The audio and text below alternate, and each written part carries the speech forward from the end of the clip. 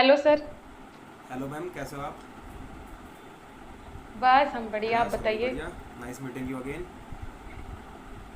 हाँ जी sir. Sir, आज का टॉपिक क्या होने वाला है आज का हमारा? टॉपिक मैं चाहता हूँ, आज का टॉपिक आप ही बता दो क्या होने वाला है। चलिए ठीक है, मैं बता देती हूँ। देखिए, आज का टॉपिक हमारा होने वाला है, जैसे हमने लास्ट बात किया था कि एक टॉपिक में हमने रिटेल मेडिकल स्टोर और होलसेल मेडिकल स्टोर के बारे में बात की थी। तो आज उसी टॉपिक को हम अगेन कंटिन्यू करेंगे, जो कि एक इम्पॉर्टेंट थिंग होती है कि लाइसेंस कैसे मिलेगा, एरिया कितना होना चाहिए।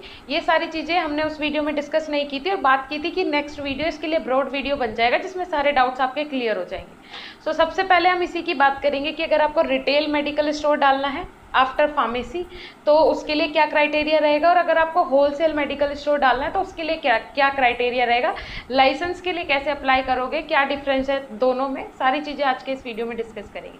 चलिए ठीक है सर, सबसे पहले तो हम इसी के बारे में बात कर लेते हैं कि लाइसेंस कैसे बनता है। ओके। लाइसेंस कैसे बनता है उससे पहले एक कन्फ्यूज़न दूर करने की ज़रूरत है कि क्या हाँ फार्मेसी जी। करने के बाद तुरंत आपको लाइसेंस मिलता है? क्योंकि बहुत बार हम बहुत ही रॉन्ग टर्म हाँ यूज़ जी। करते हैं कि कि मुझे तो लाइसेंस मिल गया, फार्मेसी करने के बाद लाइसेंस जी मिल गया। बिल्कुल सही ये बात है। कन्फ्यूज़न बहुत रहता है कि ये जी लाइसेंस नहीं होता है और ना ही लाइसेंस मिलता है। जो कर रहा है जी वो भी अगर उसको नहीं पता तो भी समझ ले, अगर जो कर चुका है उसको आज भी कन्फ्यूज़न है, उसका रजिस्ट्रेशन अभी तक नहीं हुआ है, तो वो भी समझ ले। लाइसेंस मिलता है तब जब आप अपनी शॉप ओपन करते हो। रजिस्ट्रेशन और जी रजिस्ट्रेशन के डॉक्यूमेंट्स होते हैं जिनको आप आज के टाइम में लाइसेंस बोल देते हो कि मैंने तो लाइसेंस अपना बनवा लिया है।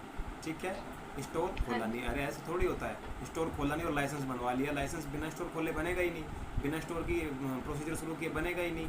तो वो होता है आपके रजिस्टर्ड डॉक्यूमेंट्स जिनके बेस पे आप अपना लाइसेंस बनवाते हो, जिनकी बहुत ज़्यादा ज़रूरत पड़ती जी। है। ठीक है, बेसिक डिफरेंस तो होता है ये। हाँ जी। अब अगर मैं बात जी करनी शुरू करूं कि लाइसेंस कैसे बनवाना है, तो सबसे पहले बात करते हैं हम रिटेल में। अगर आपको एक रिटेल मेडिकल जी स्टोर खोलना है तो सबसे बड़ा कन्फ्यूज़न तो यही रहता है कि यार मैं दुकान कितनी बड़ी लूँ, छोटी लूँ, क्या लूँ, कैसे लूँ। सबसे ज़्यादा डिफरेंस आता है इन दोनों चीज़ों में कि होलसेल की दुकान कितनी बड़ी होनी चाहिए और रिटेल की दुकान कितनी होनी चाहिए। तो सबसे पहले बताता हूँ रिटेल के बारे में। 10 स्क्वायर मीटर की आपकी शॉप होनी चाहिए। ठीक है, ये स्टैंडर्ड आपका मेज़रमेंट है, ये आपकी शॉप का होना चाहिए, ये होना बहुत ज़रूरी है, इसके बिना आपको अप्रूवल नहीं मिलेगा। नंबर 2 आती है डॉक्यूमेंट्स के बाद। डॉक्यूमेंट्स दो तरह के होंगे। एक तो आप जो प्रपोज करोगे, जो आप अपने दोगे, जो आपके पास हैं, कौन कौन से। आपके पास एक ब्लूप्रिंट होना चाहिए अपनी, जो आपने शॉप खोली है उसका। ब्लूप्रिंट का मतलब क्या है कि कौन सी रोड पे है, अगल बगल में कौन सी कोई शॉप है, कोई दुकान है, कोई रोड है, पीछे पीछे कोई रोड है, पीछे कोई दुकान है, मकान है। एक लेआउट आपको, ब्लूप्रिंट आपको तैयार करना होगा जो आपके डॉक्यूमेंट्स में लगता है। ठीक है, नंबर जी 2 पे आ जाता है आपका एफिडेविट। अगर आप फार्मासिस्ट हो और आप एक स्टोर खोलना चाहते हो तो आपको अपना एक एफिडेविट बनाना पड़ता है, जो एफिडेविट आपका डॉक्यूमेंट्स के साथ अपलोड होता है। नंबर 2, अगर आपने, नंबर 3 पे बात करते हैं, अगर आपने अपने साथ कोई पार्टनर एडजस्ट किया है, आप किसी पार्टनर के साथ खोल रहे हो। ठीक है, अगर आप किसी पार्टनर के साथ खोल रहे हो तो आपको उसका भी एफिडेविट बनवाना पड़ेगा, उसका भी आईडी प्रूफ आपको रखना पड़ेगा उन डॉक्यूमेंट्स में। अपना भी आईडी प्रूफ, उसका भी आईडी प्रूफ, अपने भी कम से कम 5-5 फ़ोटो, उसके भी कम से कम 5-5 फ़ोटो, और अपना नाम, एड्रेस और आपकी पोस्ट क्या रहेगी। ठीक है, उस पर्टिकुलर मेडिकल स्टोर पर।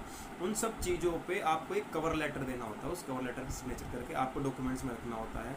उसके बाद आ जाता है कि आपको फ़ी कितनी सबमिट करनी पड़ती है। एक फ़ी का चालान कटता है, मिनिमम 3000 फ़ी का चालान कटता है, वो भी आपको अपने डॉक्यूमेंट्स में रखना है। ठीक है, वो भी आपका ऑनलाइन अपलोड होता है। समझ रहे हैं आप? तो इन सब जी चीज़ों में, हाँ, जी ये सब चीज़ें आपको ज़रूरी है। अगर आप फार्मासिस्ट हैं या प्रोपराइटर हैं, उन दोनों का, अगर फार्मासिस्ट अलग रखा है, आप प्रोपराइटर हैं, तो उन दोनों के भी एफिडेविट, आईडी प्रूफ, ये सारी चीज़ें उसमें लगेंगी। और मैं अगर सबसे इम्पोर्टेंट बात करता हूँ फ्रिज की। आपके मेडिकल स्टोर पर फ्रिज होना बहुत ज़रूरी है, क्योंकि आप बहुत से फॉर्मुलेशन ऐसे रखते हो, बहुत से इंजेक्शन या सिरप ऐसे रखते हो जिनको आपको कूल प्लेस में ही स्टोर करने की गाइडलाइंस हैं। यही इंस्ट्रक्शन है कि आप लोग कूल प्लेस पे, तो इसलिए आपके पास बहुत ज़रूरी है कि आपके पास आप अपने जो अप्लाई कर रहा है आवेदक है उसके नाम की फ्रिज की परचेजिंग स्लिप होनी बहुत ज़रूरी है।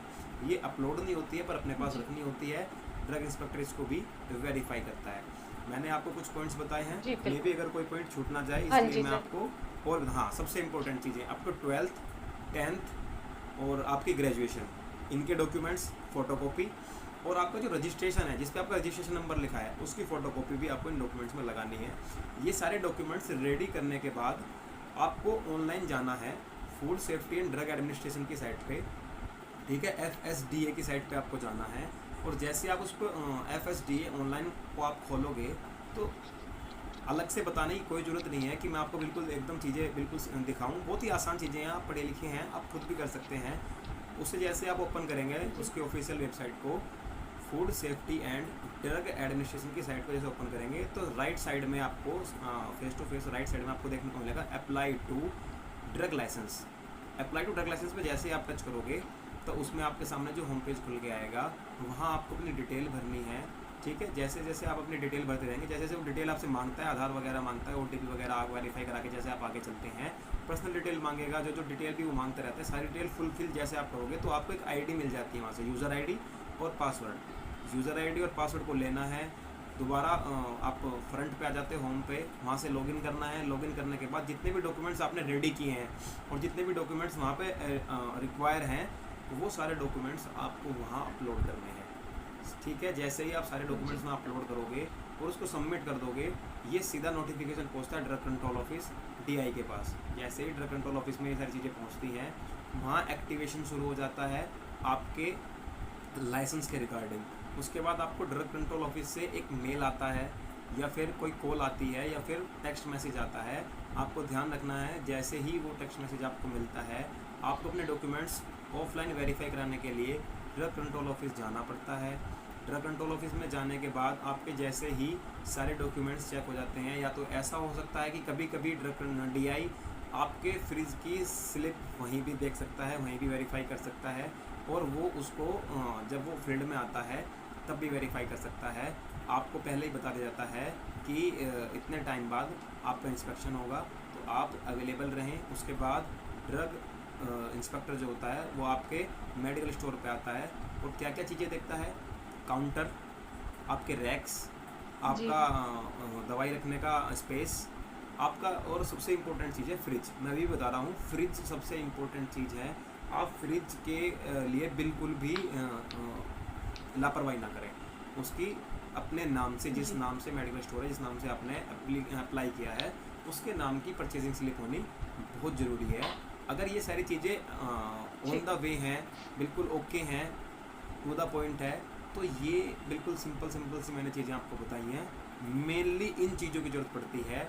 अगर रिसेंटली कोई इम्प्लीमेंटेशन आ जाए तो भी जहां आप अपने डॉक्यूमेंट अपलोड करने जाओगे, अगर कोई फर्दर डॉक्यूमेंट की ज़रूरत पड़ती है तो वहाँ से आपको आसानी से पता चल जाएगा कि कौन सा डॉक्यूमेंट आपने मिस कर दिया है, आपको बनवाना था, तो इसलिए आप उसको बनवा लें और बनवाने के बाद उसको आप सबमिट कर दें। तो ये चीज़ें होती हैं आपकी रिटेल फार्मेसी के लिए। ये मोटी मोटी सी चीज़ें, और ये एक मिनिमम क्राइटेरिया जो मैंने आपको बताया है ये बिल्कुल ज़रूरी है।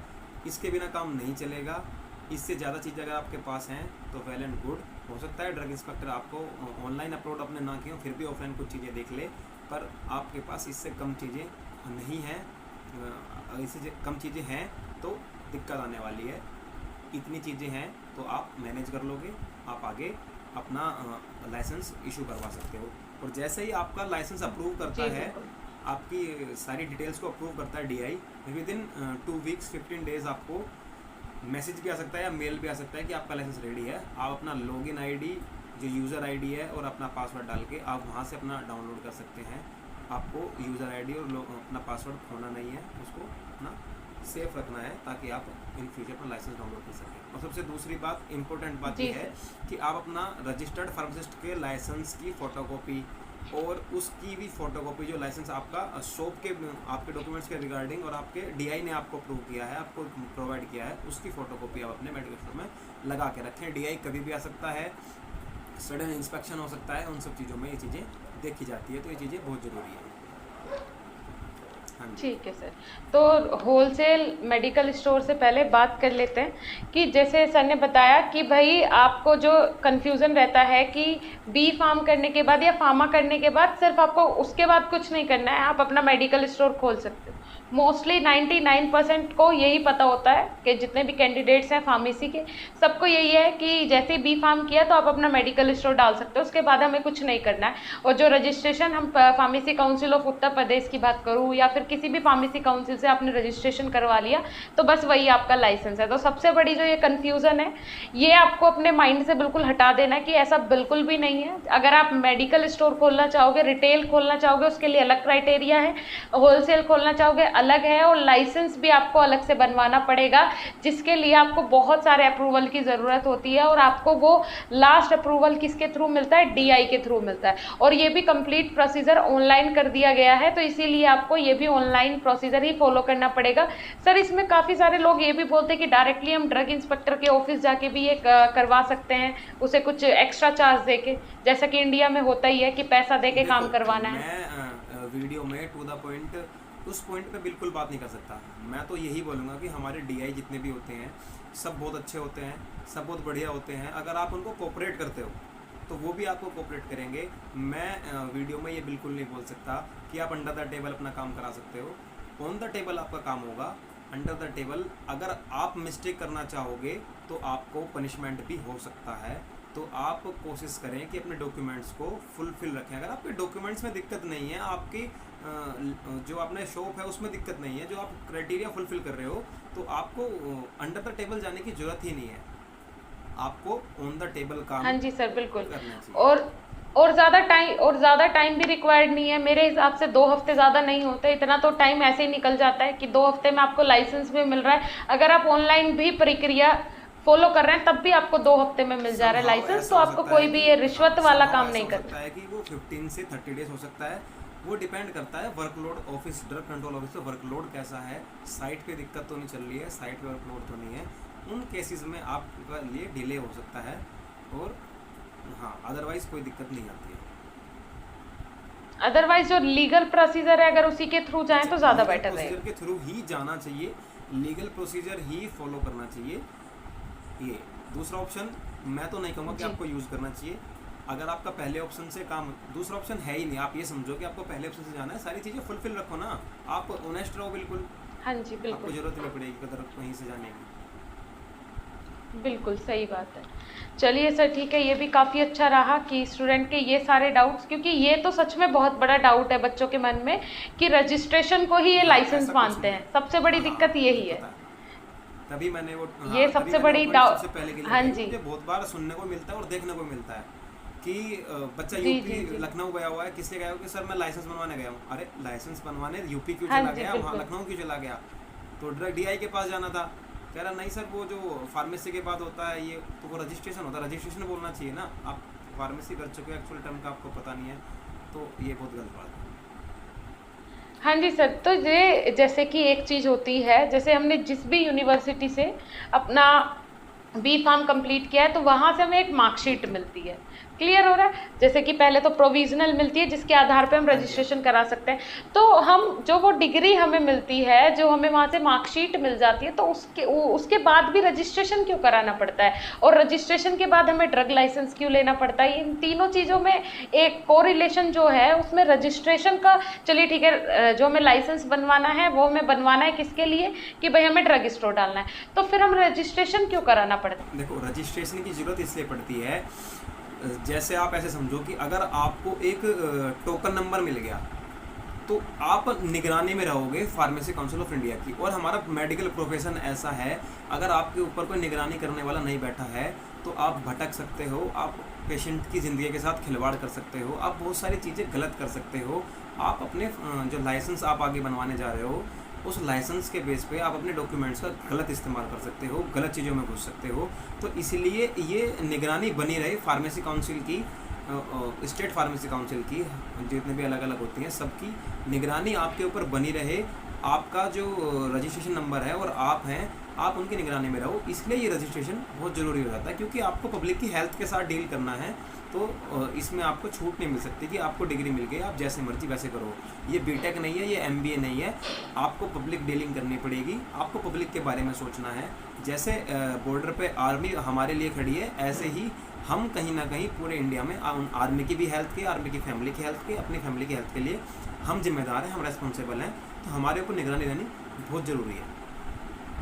जी बिल्कुल, मतलब ये एक बाउंड्री बन जाती है, एक बॉर्डर बन जाता है जिसे आप क्रॉस नहीं कर सकते। अगर आपका रजिस्ट्रेशन एक स्टेट में, तो दूसरे स्टेट में आप बिजनेस वगैरह नहीं कर सकते हैं। हाँ जी। बिल्कुल तो बिल्कुल मतलब ये, जी, तो इस तरीके से ये एक बाउंड्री टाइप बन जाती है। जी बिल्कुल बिल्कुल, ये एक बाउंड्री, हाँ, ये रजिस्ट्रेशन की एक बाउंड्री बना दी गई है। एक रजिस्ट्रेशन अगर आपका उस पर्टिकुलर स्टेट का है, तो आप उस पर्टिकुलर स्टेट के लिए ही काउंट होंगे, एलिजिबल होंगे, ये एक बाउंड्री है। बिल्कुल। सर, इसके बाद ये मैं आपसे पूछना चाहूँगी कि रिटेल मेडिकल स्टोर और होलसेल मेडिकल स्टोर, इन दोनों में डिफरेंस क्या है? क्या सिर्फ लाइसेंस में डिफरेंस है, या फिर सिर्फ बिजनेस में डिफरेंस है? डिफरेंस क्या है इन दोनों में? क्योंकि ये बच्चों को कन्फ्यूज़न रहता है, कन्फ्यूज़ रहते हैं बच्चे कि दोनों के लिए एक ही टाइप का मैं आपको लाइसेंस बताता होता हूँ, है देखो या फिर अलग डिफरेंस होता है? होता है कि बस बिजनेस का डिफरेंस होता है। मोस्ट ऑफ द जी। टाइम आपके डॉक्यूमेंट्स लगभग सेम रहते हैं, प्रोसीजर बिल्कुल सेम रहता है। तो मैं ज़्यादा डीप में ना जाते हुए आपको टू द पॉइंट बात करता हूँ। सबसे पहली बात, आपके पास शॉप कितनी बड़ी होनी चाहिए? आपकी शॉप जो होनी चाहिए वो 15 स्क्वायर फीट से कम नहीं होनी चाहिए, ठीक है? 15 स्क्वायर फीट तो होनी ही चाहिए। नंबर दो बात आती है फिर से फ्रिज के ऊपर बात आती है। अगर आपके पास फ्रिज की रिसिप्ट नहीं है, आपके जो शॉप है उसमें फ्रिज नहीं है, तो बहुत बड़ी दिक्कत आने वाली है, आपको अप्रूवल नहीं मिलेगा। वो फ्रिज की स्लिप आपकी होना बहुत ज़रूरी है। नंबर 3, अगर आप रेंट एग्रीमेंट बनवाते हैं, आपके पास रेंट एग्रीमेंट है, तो इस होलसेल में एक अलग से पॉइंट और देखने को मिलता है कि आपने जो अमाउंट आपको तो रेंट एग्रीमेंट 5 साल का बनवाना है, 5 साल से कम का वो मानते नहीं है, ठीक है? 5 साल के रेंट एग्रीमेंट का जो रेंट बनता है ना 5 साल के अंदर, उसका 10% कभी कभी देखने को मिलता है कि उसका 10% आपको गवर्नमेंट को पे करना पड़ता है, ठीक है? और अगर आप रेंट एग्रीमेंट नहीं बनवा रहे हैं, आप खुद प्रोप्राइटर हैं, या आपके खुद की ज़मीन है, आपने खुद की शॉप बना रखी है, तो उन केसेस में आपको स्टैंडर्ड प्रोसीजर फॉलो करने होते हैं कि क्या फ़ीस सबमिट करनी है। वैसे जो फ़ी लगती है 2800 रुपये का, आपको एक चालान फ़ी लगती है, वो 2800 रुपये आपके मिनिमम फ़ी होती है, वो उसके बिना काम नहीं चलेगा, वो ज़रूरी है, वो आपको पे करनी पड़ेगी, ठीक है? उसके बाद आपको सारे एफिडेविट बनवाने पड़ेंगे जो आपने रिटेल में बनवाए थे। अगर आपको पार्टनर साथ में लेना है, तो पार्टनर के साथ भी आपका पार्टनरशिप बॉन्ड होना चाहिए कि कितना प्रॉफिट शेयर रहेगा, वो शेयरिंग बॉन्ड होना चाहिए, वो भी आपके डॉक्यूमेंट्स में सबमिट लगेगा और आगे अपलोड भी होगा, ठीक है? सारे एफिडेविट होने चाहिए, सारे कवर लेटर होने चाहिए, जो बंदे हैं। अगर आप हो फार्मासिस्ट, तो आपका नाम क्या है, आपका एड्रेस क्या है, आप कौन सी पोस्ट पे हो, फार्मासिस्ट की पोस्ट पे हो, और उसमें नीचे सिग्नेचर करके आपको कवर लेटर तैयार करने होते हैं, वे सारी चीज़ें उसमें लगेंगी। उसके बाद आ जाता है आपका कि आप उनको अपलोड कहाँ करेंगे इन सारे डॉक्यूमेंट्स को। ये सारे डॉक्यूमेंट्स अपलोड कहाँ होंगे? ये सारे डॉक्यूमेंट्स अपलोड होंगे उसी फर्दर उस दोबारा साइट पे जाओगे आप। कौन सी साइट पे जाओगे? यू नहीं है, FSDA, ठीक है जी। हाँ, मैं USFDA बोलने जा रहा था, पर USFDA अलग चीज़ें होती हैं, वो यूनाइटेड स्टेट का होता है, ठीक है? ये जी। जो है food safety and drug administration, ये होता है अपने इंडिया का, तो आपको अप्रूवल लेना है हाँ इंडिया जी। से, ठीक है, ना कि अमेरिका से। तो आपको यहीं पे उसी साइट पे जाना है, फिर से उसी पर्टिकुलर पॉइंट पे जाना है जहाँ अप्लाई लिखा हुआ है, अप्लाई टू ड्रग लाइसेंस, और वहाँ अपनी सारी डिटेल फिल कर देनी है, ठीक है? जैसे अपनी सारी डिटेल फिल करोगे, आपको फिर से यूज़र आईडी मिलेगी, आपको लॉगिन करने के लिए आपको पासवर्ड मिलेगा, वहाँ अपने सारे डॉक्यूमेंट्स आप अपलोड करो, और अपलोड करने के बाद जी। सबमिट करो। ये सारी चीज़ें जाएंगी ड्रग इंस्पेक्टर के पास, और ड्रग इंस्पेक्टर फिर दोबारा आएगा, जैसे रिटेल शॉप पे आया था बिल्कुल ऐसे ही आपकी होलसेल शॉप पे भी आएगा। आपकी होलसेल शॉप पे आने के बाद सारी चीज़ें देखेगा, आपके पास स्पेस जो आपने स्टैंडर्ड स्पेस है वो कवर किया है या नहीं कवर किया है, जो आपके रैक्स हैं, आपकी अलमीराज हैं, आपका फ्रिज है, आपका काउंटर है, वेल मेंटेन्ड है, टू द पॉइंट है, नहीं है, और ब्लूप्रिंट, सबसे बड़ी बात है ब्लूप्रिंट, जो आपने ब्लूप्रिंट दिया रिटेल में भी और होलसेल में भी। अगर आप होलसेल में भी अपना रिटेल आपको रिटेल की तरह ब्लूप्रिंट देना होगा, आपकी किस रोड पे है, किस रोड पे आपकी शॉप है, आपकी बगल में किसकी शॉप है, उसके बगल में किसकी शॉप है, पीछे क्या है, आगे क्या है, ये सारी चीज़ें आपको बतानी पड़ेगी। ग्राउंड फ्लोर है, फर्स्ट फ्लोर है, क्या चीज़ें हैं, ये सारी चीज़ें आपको बतानी पड़ेंगी। वो सारी चीज़ें वो मैच करता है, वो सारी चीज़ें मतलब कि उन सब चीज़ों को चेक करता है कि जैसे इसने बताया है वैसे ही हैं या नहीं है। अगर नहीं है तो अप्रूवल नहीं होगा, और अगर डॉक्यूमेंट्स में कोई दिक्कत है तो फिर आपको सारा प्रोसीजर दोबारा फॉलो करना होगा, दोबारा फीस सबमिट होगी, दोबारा डॉक्यूमेंट्स लगेंगे, सारी चीज़ें आपकी बिल्कुल रिजेक्ट कर दी जाएंगी, आपको दोबारा पूरा प्रोसीजर शुरू करना पड़ेगा। ठीक है।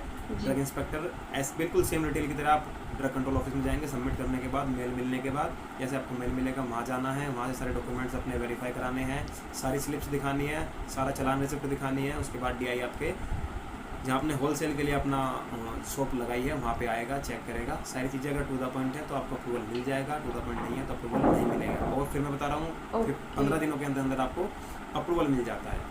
अब अप्रूवल से पहले एक बात करते हैं कि बहुत से बच्चों के मन में आती है, अगर हमने डी फार्मा ही नहीं किया और फिर भी हम खोलना चाहते हैं तो उसके लिए एक अलग से चीज़ लगती है। हमने बी फार्मा ही नहीं किया है और फिर भी हमें खोलना है, तो मैं एक अलग पॉइंट हट के आपको बता देता हूँ। आपके पास कम से कम 5 साल का एक्सपीरियंस होना चाहिए।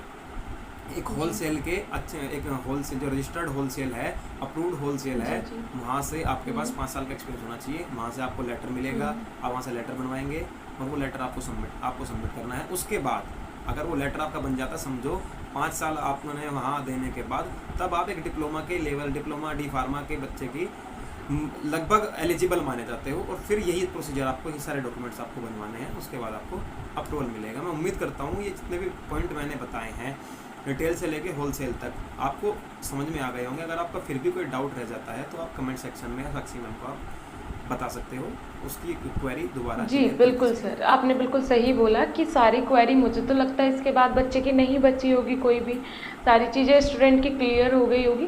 बाकी आ जाती है बात की अवेयरनेस की, आपको अवेयर रहना है, ये बहुत ज़रूरी चीज़ है। हाँ, मैं सबसे हर बार एक्सप्लेन करता हूँ और मैं इस बार भी आपको यही बताऊँगा कि चीज़ें ईजी वे में अगर हम तक पहुँच जाती हैं तो उससे बेटर कुछ नहीं है।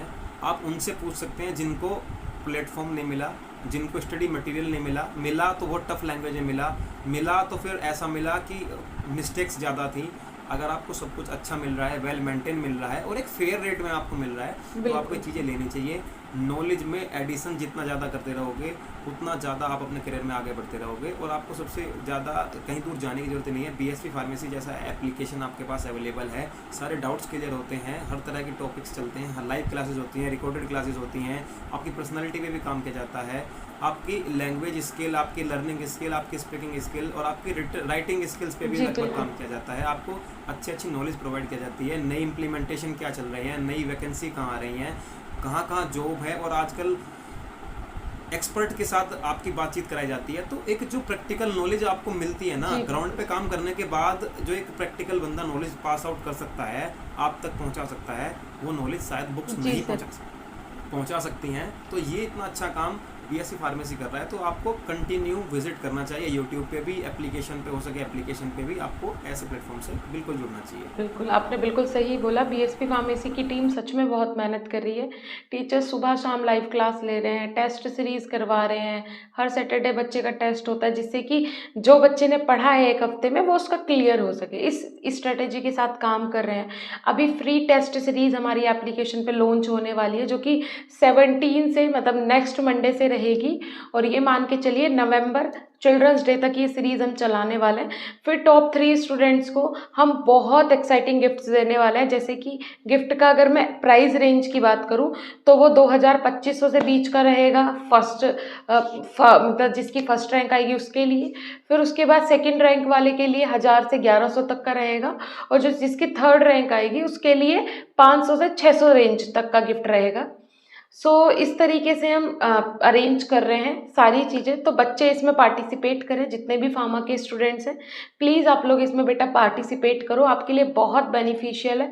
मेनली जो ये टेस्ट सीरीज़ होने वाली है हमारी एप्लीकेशन पे, किस किस सेमेस्टर के लिए होने वाली है और क्या इसका प्रोसीजर रहेगा, वो सारी चीज़ें आपको एप्लीकेशन पे देखने को मिल जाएगी जल्दी ही। तो एप्लीकेशन आप इंस्टॉल करके रखें और आपको इसका फ़ायदा ज़रूर उठाना है। हर सैटरडे को आपका टेस्ट होगा, तो इन टेस्ट सीरीज़ को आपको अटेंड करना है। ये चलने वाला है नवंबर तक, 10 नवंबर या फिर 9 नवंबर तक चिल्ड्रंस डे से पहले ही हम ये सीरीज़ ख़त्म कर देंगे।